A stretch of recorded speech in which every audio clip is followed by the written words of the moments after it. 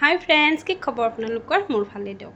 আজি বহু পুৰণি এটা ডিছ মই আপোনালোকৰ লগত শ্বেয়াৰ কৰিম। মানে মোৰ মায়ে কেনেকৈ আগতে মাংস বনাইছিল, মোটামুটি আজিৰ পৰা 15-20 বছৰ আগৰ কথা।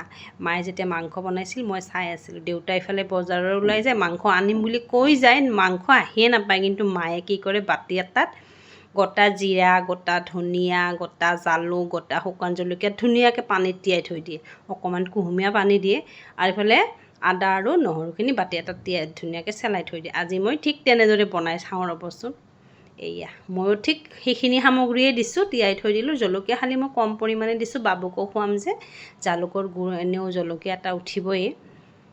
লগত এয়া আদা ডেখৰা আৰু কেইপিচমান নহৰুৰ চেলাই ল'লোঁ। লৈ পেলাই এইখিনি ধুনীয়াকৈ তিয়াই থৈ দিম।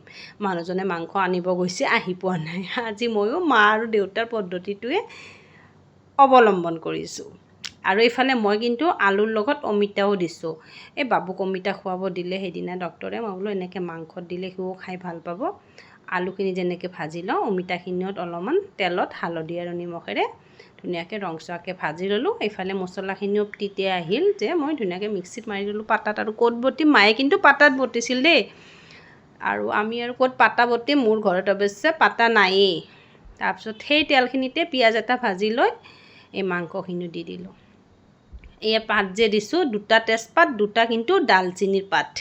ডালচিনি গছৰ আমাৰ ওচৰতে আছে ঘৰৰ, সিহঁতৰ পৰা আনিছিলোঁ মই। ডালচিনিৰ পাত 2টা দি দিছোঁ।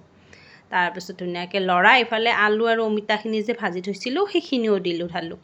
ইফালে আৰু মছলাখিনিতো মৰাই আছে। তাতে মই কেৱল হালধি আৰু নিমখে দিছিলোঁ। আৰু এই মছলাখিনিতো ইয়াতে চব দিয়াই আছে। সেইখিনি দি লাৰি দিলে ধুনীয়াকৈ মাংসত টেষ্ট আহি যাব। কাৰণ ইয়াতে গোটেইখিনি মই একেলগে পিচি দিছোঁ যিহেতু।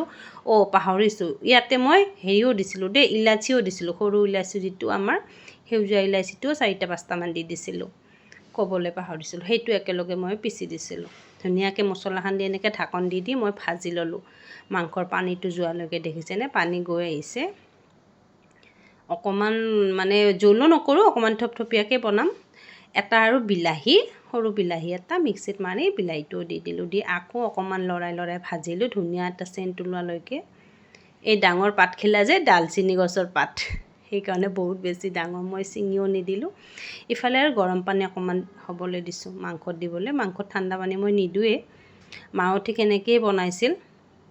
আজি মায়ে ভিডিঅ'টো চালে মনত পৰিব চাগে। আজিকালি কিন্তু আমাৰ মায়েও নবনোৱা হ'ল। আমাৰ মায়েও আজিকালি ডাইৰেক্ট জিৰাৰ গুড়া, ধনিয়াৰ গুড়া দি তেনেকৈ কিনা গুড়া দি পেলাই বনাই দিয়ে।